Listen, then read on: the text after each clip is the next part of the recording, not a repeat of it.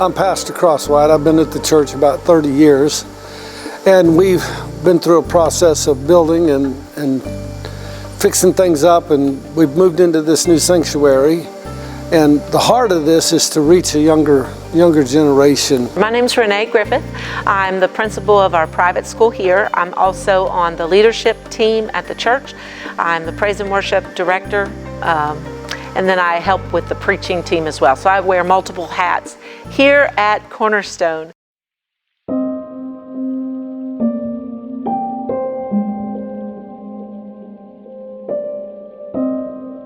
We have been kind of stuck at about 100 to 110 for a couple years. We were very intentional for 4 years about how to get over the 100 mark, because we were stuck at about 75. And so for 4 years we did the Acts 2 journey. We did that 2 years in a row, and we were very intentional about looking at ways to revitalize what we were doing, because we felt stuck. And then when COVID-19 hit, our numbers dropped, as many churches across the country experienced the same thing. We dropped to about 50 to 60. And so it was during that time that God just miraculously provided and opened the doors for us to finish our auditorium, our new space for our church. It had been sitting unfinished for 4 years.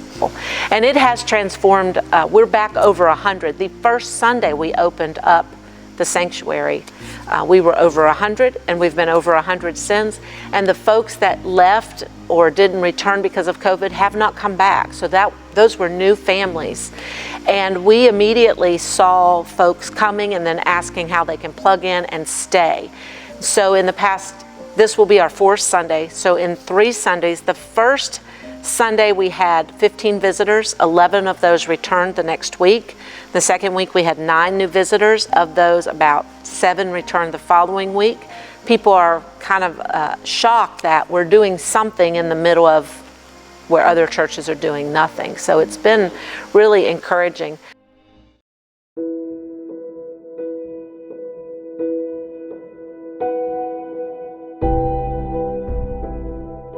It's like I was told recently by a very wise person, this is not about you, Pastor. It's not about your daughter. It's about the younger generation. And so we've made a move to do this. And in the last 4 weeks, we probably have had more visitors than we've had in the last 8 months, maybe. Excuse me. And so it's a good move. It's hard to do. It's not easy, but it's a good move. I felt like our church was in, I wouldn't say crisis, but definitely a stage of evaluation that if we don't do something, we're not going to experience growth and things aren't going to change. We haven't had any children in the nursery for a while. And our youth group, that was a really solid core group for many, many years, they're now getting married and in college and transitioning to different parts of their life. And so we started to notice, at least I did, over the past couple years, a larger gap. We're not an older church. Now we have older folks here, but if you look at the gap from where our youngest group is to, the gap was increasing. In years past, the gap was more narrow. So if you look at the gap, we had about 6 under 12. So if you look at that gap to our parent gap, the in-between, that gap was growing, and that's what concerned me, that the gap between the youngest and the oldest, it is growing, and we're not filling up here. Another unique situation we have here is we have a Christian school, and I kept preaching to our church people, we've got the mission field walking in our door every day, but we're not capturing them. And so one problem was the same doors they came in to go to school, they were coming in to go to church. And so for some of our families, it just felt like we're bringing our kids back to school 6 days a week. So this gave our church its own identity, which it needed. So now the school and the church, although we're together, we now have separate entrances. And we saw school families come and check us out, and we're seeing them stay at a much larger rate than we were before. We would pick up a school family here or there, but they're already coming on our property 5 days a week. We needed to figure out a way to capture that. This facility has allowed us to do that, and we're seeing our natural mission field. We're seeing people now say, oh, let me go see what the church is about. This isn't just where I want my children to go to school. This is where we want our family.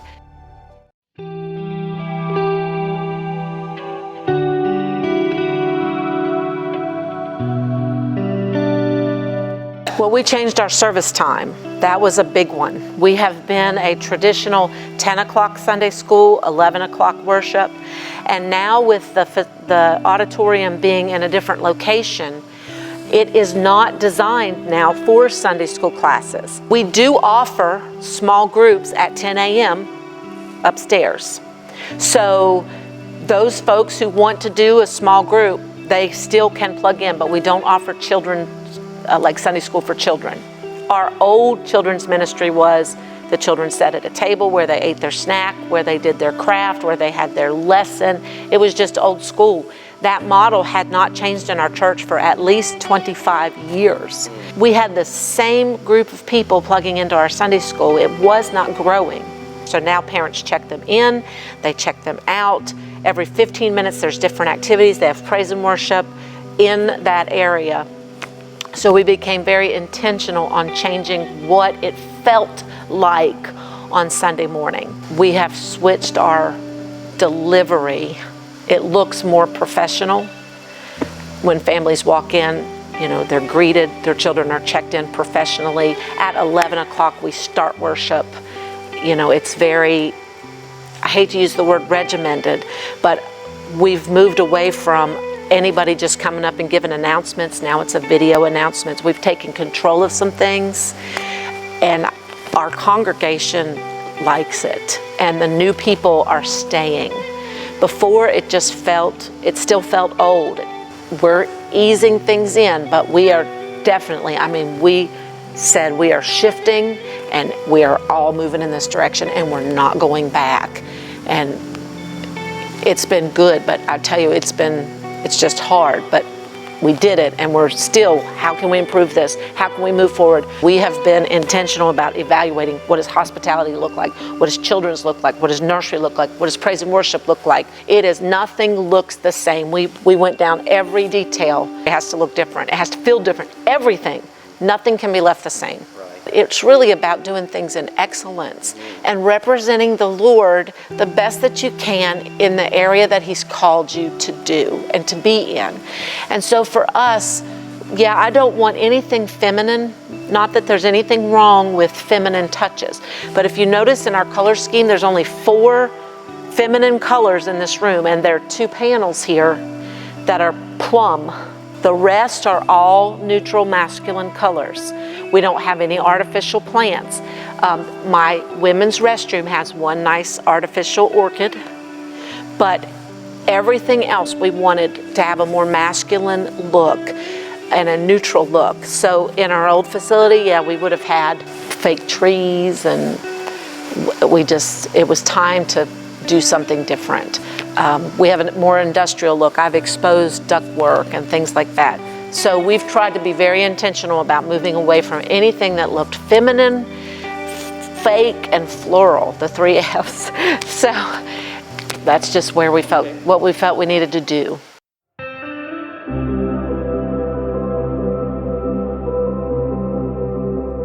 I've had to let some other people do some things that I probably would not have done, but I am 70, and so my 70 is not somebody else's 35, 30, 28s, like that.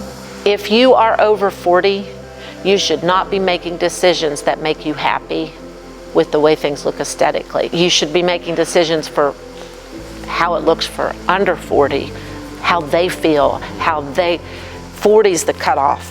I'm 48. So all these decisions I made, I was making with a different person in mind than myself. And I've had to make some adjustments. You know, stage monitors are gone. We've moved to NE or the moving lights. I like all of that stuff, but there were some things that we've done, like the electric drums, I had to be sold on those too, but I realized, okay, if we're gonna do something different, then we have to do something different. And I'm hoping the next pastor will be in their 20s, early 30s, and they can walk in here and say, you've given me a good foundation, now let's take it here. I want to be able to do that. I don't want them to have to come in and have to redo everything. We need to leave them something they can work with. And so if we're going to leave something for the next generation, then we have to leave something for the next generation. We have to leave something they can use. We can't give them a horse and buggy and tell them to go and do the ministry. We have to give them the tools that they need to do what God's called them to do.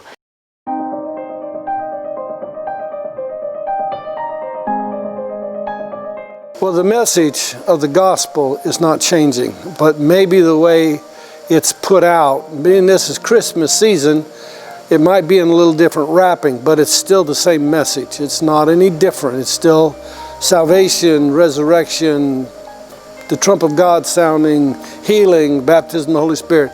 It's all those things are still here. That's not gone anywhere. It's just a little different wrapping, drawing a little different group of people. It's all helps, it's all good, it's good. And many churches believe that they need to wait until the money is there to do something. What we've seen is that the money follows the faith and the vision. And so as we began to even just take the first step forward, we saw God provide for the next step. And that has been our journey here. So I encourage churches that are afraid of revitalization, or they look at all of these reasons that it can't happen, to realize that once we take the step forward, God is faithful and He completes what He starts.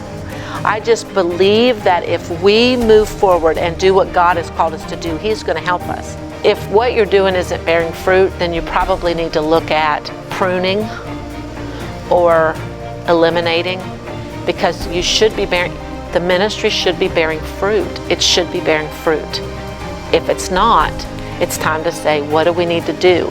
Does it need new life breathed into it, or does it need to be pruned away and something else grafted in? This project has just breathed life into our church people, and we're seeing growth from that.